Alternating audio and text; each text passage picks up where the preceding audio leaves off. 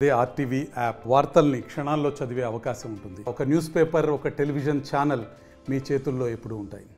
ఈరోజు విశాఖపట్నం ప్రెస్ క్లబ్కు రావడానికి కారణం ముఖ్యంగా దళితులు కుప్పం నుంచి ఇచ్చాపురం దాకా పాదయాత్ర చేస్తున్నారు. ఆ పాదయాత్రకు నేను పాల్గొనేదాని కొరకుగా విశాఖపట్నం రావడం జరిగింది. ఈరోజు ముఖ్యంగా 4 అంశాలు మీ ముందు ఉంచాలన్న ఉద్దేశంతో ఉన్నా. మొదటిది భారతీయ జనతా పార్టీ, రెండవది జగన్మోహన్ రెడ్డి వైసీపీ పార్టీ, మూడవది ఆంధ్రప్రదేశ్ రాష్ట్ర విభజన, దళిత విభజన, చివరిది విశాఖ ఉక్కు ఫ్యాక్టరీ. దేశంలో కేంద్ర ప్రభుత్వంలో పారదర్శకత లేదు, పూర్తిగా లేదు. కాంగ్రెస్ ప్రభుత్వం, యూపీఏ ప్రభుత్వం ఉన్నప్పుడు ఉన్నటువంటి సమాచార హక్కుని సర్వనాశనం చేయడం జరిగింది మోడీ ప్రభుత్వం. ఈరోజు ఏది అడిగినా ఏమి సమాచారం బయట రావటం లేదు, పారదర్శకత లేదు. చెప్తే మీరు అందరూ బాధపడతారు, నేను చెప్పకుండా కూడా ఉండలేను. పత్రికా స్వేచ్ఛ కూడా లేదు. కాంగ్రెస్ ప్రభుత్వం ఉన్నప్పుడు ఉన్నటువంటి పత్రికా స్వేచ్ఛ భారతీయ జనతా పార్టీ ప్రభుత్వంలో లేదు, రాదు కూడా. భారతీయ జనతా పార్టీ సాధించినటువంటి గొప్ప విజయాలు 4 చెప్పదలుచుకున్నాను. ఒకటి, రష్యా నుంచి దిగుమతి చేసుకుంటున్నటువంటి ముడి చమురు. ఆ ముడి చమురు పెట్రోల్ బంకుల్లో ఇస్తే 30 రూపాయలకి లీటరు పెట్రోల్ వస్తుంది, 29-28 రూపాయలకి డీజిల్ వస్తుంది. బిలియన్ల డాలర్ల ముడి చమురు రష్యా నుంచి చౌకగా మనం దిగుమతి చేసుకుంటున్నాం. దిగుమతి చేసుకున్న దాన్ని భారతీయ జనతా పార్టీ ప్రభుత్వం ఎవరికి ఇస్తూ ఉంది? మనం అడుగుతున్నది కన్జ్యూమర్కి ఇవ్వమని, వాళ్ళు ఇస్తున్నది పెట్రోల్ బంకులో సరసంగా అమ్ముకోండి అని, 30 రూపాయలకు అమ్ముకోండి అని పాపం ప్యూటెన్ పంపిస్తున్నాడు.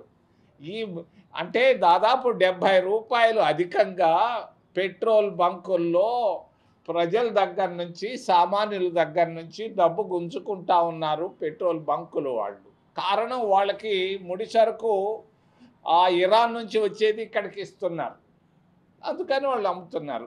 తక్కువగా చౌకగా వచ్చేటువంటి రష్యా నుంచి వచ్చేటువంటి ముడి సరుకును నరేంద్ర మోడీ గౌరవ ప్రధానమంత్రి గారు తన మిత్రులకు ఇచ్చుకుంటున్నారు. తనకు 2-3 మిత్రులు ఉన్నారు, వాళ్ళకి ఇచ్చుకుంటున్నారు. దానివల్ల ఆ మిత్రులు ఎంత లాభం పొందుతున్నారు అని అంటే సంవత్సరానికి 50,000 కోట్లు. ఇది భారతీయ జనతా పార్టీ 11 సంవత్సరాల్లో సాధించినటువంటి గొప్ప ప్రగతి. అందుకనే సమాచార హక్కు లేదు. ఇప్పుడు ఎవడడిగినా, నేను అడిగినా, మీరు అడిగినా ఇవ్వరు. రెండవది బ్యాంకులు. క్రితంలో కూడా నేను చెప్పాను, బ్యాంకులను ఇందిరాగాంధీ జాతీయం చేసింది. ఎందుకు చేసింది? సామాన్యులకి, రైతులకి, అందరికీ అందుబాటులో ఉండేటట్టుగా. మరి ఈరోజు 14.5 లక్షల కోట్ల రూపాయలను ఎన్డీఏ ప్రభుత్వం గత 11 సంవత్సరాల్లో మాఫీ చేయడం జరిగింది. ఎవరికి మాఫీ చేశారు? రైతులకి ఏమన్నా చేశారా? పోనీ ఏమన్నా సామాన్యులకి ఎవరికన్నా చేశారా? ఎవరన్నా జర్నలిస్టులకు చేశారా? ఎవరికి చేయలే. 100 కోట్లు పైబడినటువంటి ఎన్పిఎలు పెద్ద పెద్దోళ్ళు తీసుకున్నటువంటి లోన్లను 14.5 లక్షల కోట్ల రూపాయలను రుణమాఫీ చేయడం జరిగింది. గత 2 నెలలుగా నిర్మలా సీతారామన్ నేను అడుగుతూ ఉన్నా, నిర్మలంగా జవాబు చెప్పమ్మా అని. ఆయమ్మ నోరు తెరవటం లేదు. మొన్న వచ్చింది మద్రాసుకి, బ్యాంకుల పైన రాష్ట్రపతి ఒక మీటింగ్ పెట్టిపోయింది. అక్కడన్నా ఏమన్నా చెప్తుందేమో చూశాను, ఒక్క మాట రాలేదు. మరి ఆంధ్రప్రదేశ్ రాష్ట్రంలో 100 కోట్లు పైబడినటువంటి ఎన్పిఏలు చాలామంది ఉన్నారు, గుజరాత్లో ఉన్నారు. వీళ్ళ అప్పులన్నీ రుణమాఫీ చేశారు. వాళ్ళందరి దగ్గర 10% కమిషన్లు తీసుకున్నారు. ఎవరు తీసుకున్నారు? ఎవరు తీసుకున్నారు? దీనికి జవాబు చెప్పాల్సిన బాధ్యత ఆర్థిక శాఖ మంత్రి పైన ఉంది. మూడోది, మా రాహుల్ గాంధీ గారు ఓట్ చోరీ ఓట్ చోరీ ఓట్ చోరీ అంటున్నాడు. నిజం, ఇది 100% ఓట్ చోరీ జరిగింది. 2019లో లోక్సభ ఎన్నికలు జరిగాయి. 111 లోక్సభ స్థానాల్లో ఈవీఎంలు ట్యాంపరింగ్ చేశారు. చాలా మంది ఆఫీసర్లు చెప్తున్నారు, ఏమయ్యా మేమంతా సీలేస్తే ఎట్ట చేస్తారు అని. చంద్రమండలంలో ఉండే సునీత విలియమ్స్తో రిమోట్ కంట్రోల్తో మేనేజ్ చేసినప్పుడు స్కూల్ బిల్డింగుల్లో ఉన్నటిని మేనేజ్ చేయడం పెద్ద కష్టమా అని చెప్పి ఇలా మస్కే చెప్పాడు. నేను చెప్పింది కాదు. మరి 60 లక్షల ఓట్లు, దొంగ ఓట్లు రాసుకున్నారు. ఒక భారతీయ జనతా పార్టీ సామాన్య కార్యకర్త సింగిల్ బెడ్రూమ్లో ఉంటే 85 దొంగోట్లు రాసుకొని ఉన్నాడు. ఒక్క బీహార్ రాష్ట్రంలోనే దొంగ ఓట్లు నోట్ చోరీ జరిగింది. చివరిలో భారతదేశ ప్రధానమంత్రి 11 సంవత్సరాల్లో కొన్ని వందల సార్లు విదేశాలకు వెళ్ళాడు. దాదాపు 10,000 కోట్ల రూపాయలు ఖర్చు పెట్టాడు ప్రభుత్వ డబ్బుని, ప్రజల డబ్బుని. ఆయన గత 11 సంవత్సరాల్లో విదేశాంగ విధానంలో ఆయన సాధించినటువంటి ప్రగతి ఏంటి? 1000 కోట్ల రూపాయలు ఎందుకు ఖర్చు పెట్టాడు? ఎలా ఖర్చు పెట్టాడు? ఎవరి కొరకు ఖర్చు పెట్టాడు? ఈ విషయాలన్నీ బయట తెలవాల్సిన అవసరం ఉందని తెలియజేస్తూ, భారతదేశ ప్రధానమంత్రికి అక్కడ అమెరికాలో ఉన్న ట్రంప్కి తగాదా ఎందుకు పడ్డదో చాలామందికి తెలియదు. చాలామందికి తెలియదు ఎందుకు పడ్డదంటే, Narendra Modi Nobel peace prize తీసుకోవాలని ప్రయత్నాలు జరుగుతూ ఉన్నాయి. ఆఫ్రికా దేశాల్లో కూడా మాట్లాడుతున్నారు, నా పేరు సిఫారత్ చేయి, నా పేరు సిఫారత్ చేయి అని. మరి ట్రంప్ కూడా నోబెల్ పీస్ ప్రైజ్ తీసుకోవాలని ఉంది. దాని కొరకే వాళ్ళిద్దరి మధ్య తగాదా, అంతేగాని ఇంకా వేరేది ఏమీ లేదు. వాడు ట్రంప్ అనుకుంటున్నాడు నాది అతను బెరుక్కుంటున్నాడని. అరే నేను బెరుక్కుంటా ఉంటే ఇతను నిన్నొచ్చి అడుగుతూ ఉన్నాడని వీళ్ళిద్దరికి దీనివల్లే ఎక్కువ రైతులు నష్టపోతున్నారు. ఇంతకంటే వేరేదే లేదు. చాలా మందికి తెలియదు రహస్యాలు. తర్వాత వైసీపీ పార్టీ నిన్న టీవీలు చూసిన తర్వాత ఈరోజు మాట్లాడాలనిపించింది. రాజశేఖర్ రెడ్డి గారు ముఖ్యమంత్రిగా ఉన్నప్పుడు జగన్మోహన్ రెడ్డిని బిలియనేర్ చేశాడు.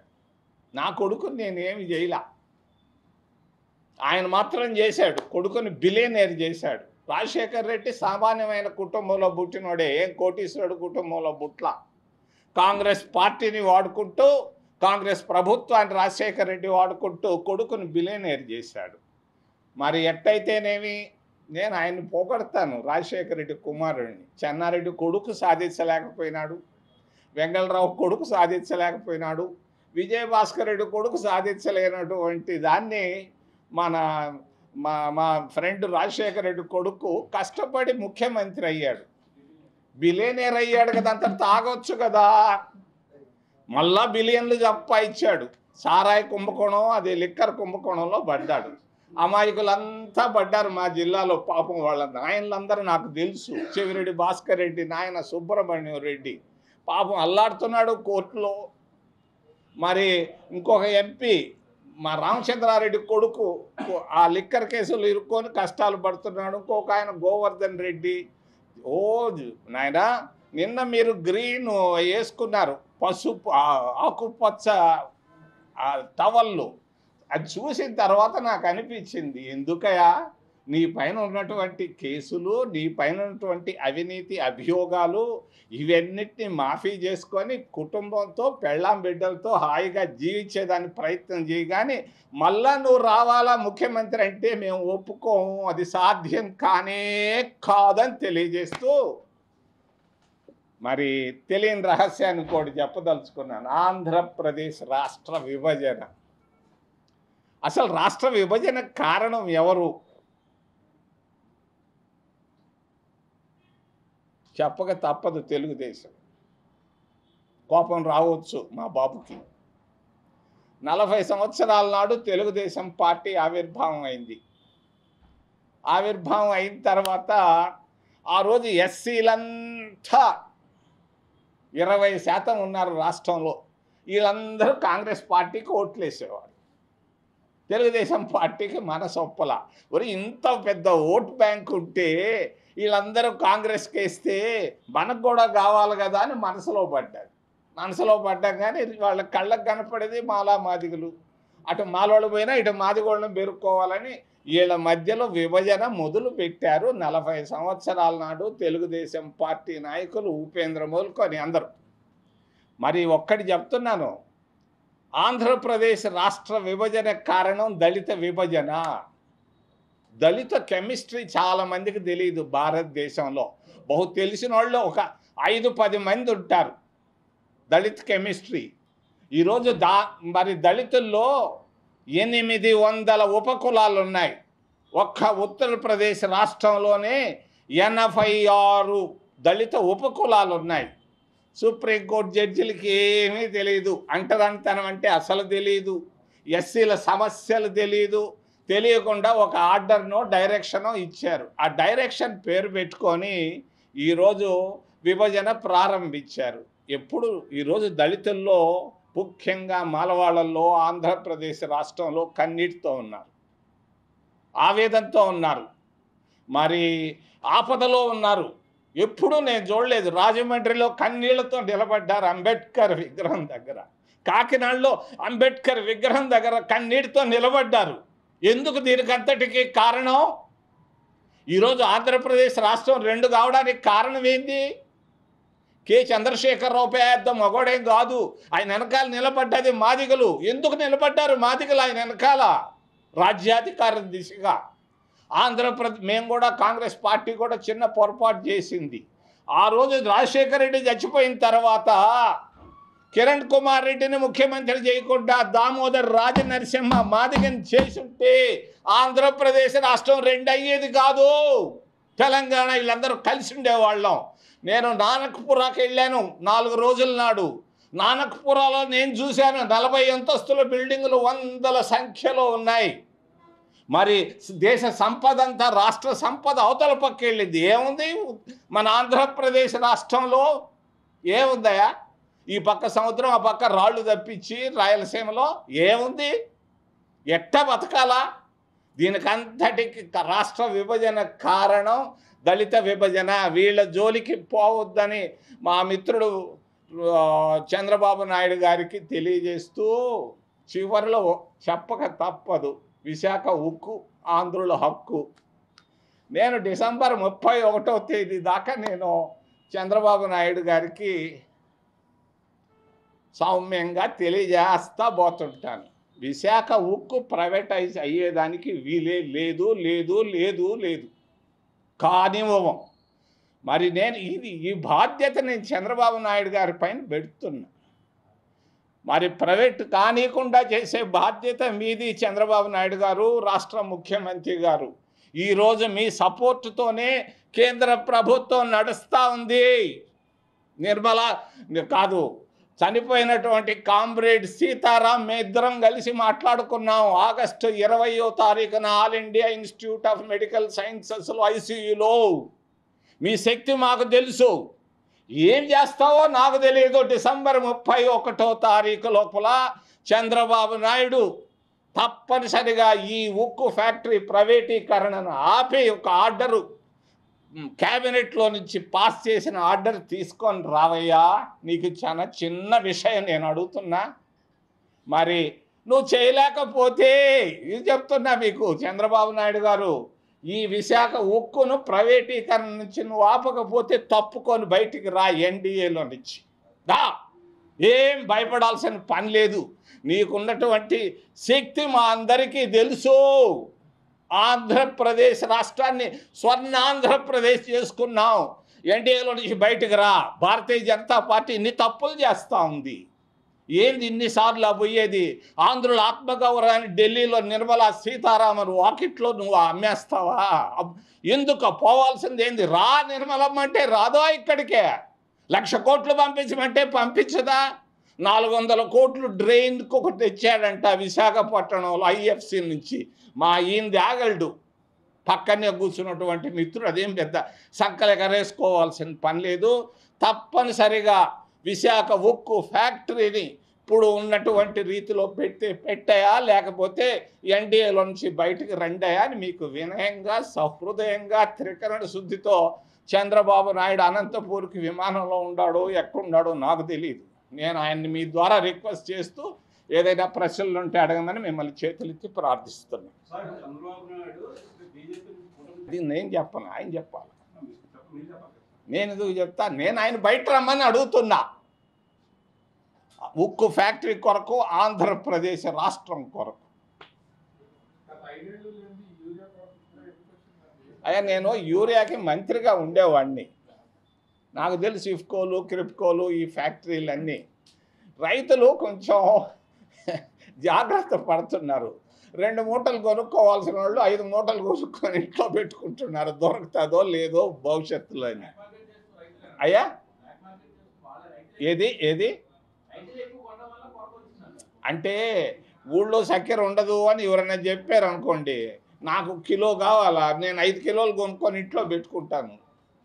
అది మామూలు హ్యూమన్, అది మనస్తత్వం, హ్యూమన్ సైకాలజీ.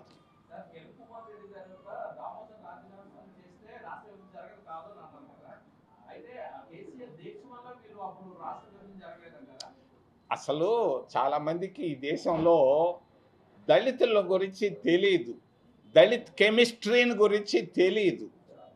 అసలు దళిత్ కెమిస్ట్రీని గురించి భారతదేశంలో ఒక 5-10 మందికే తెలుస్తుంది, మిగిలిన వాళ్ళకి తెలియదు.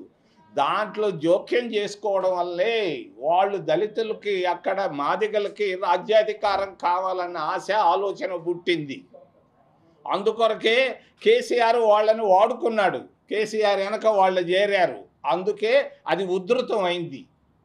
అందువల్లే రాష్ట్ర విభజన అయింది.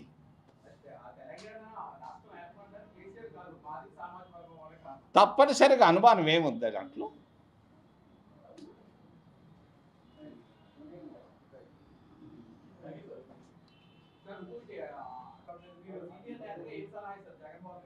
నేనేం ఆయనకు సలహా ఇచ్చే పరిస్థితుల్లో ఆయన సలహాదారుడు కాదా? ఆయన మాత్రం ఆ పార్టీని రాజ్యాధికారం దిశగా ఆలోచించొద్దు, ఆ కోర్టు కేసుల్లో నుంచి బయటపడి పెళ్ళాం బిడ్డలను జాగ్రత్తగా చూసుకోమని మాత్రమే చెప్తా. ఎవరు ఏమో మీరు అవుతారేమో, ఎవరు చూశారు? దేశ పరిస్థితులు చాలామందికి గ్రౌండ్ తెలియదు, రౌండ్స్ వేయటం లేదు. అందరూ కాంగ్రెస్ పార్టీ రావాలి అని కోరుకుంటున్నారు. తెలుగులో ఫాస్టెస్ట్ న్యూస్ ఇప్పుడు కొత్త అవతారంలో 5 సెకండ్లోనే పూర్తి వార్తా సమాచారం మీ చేతిలో.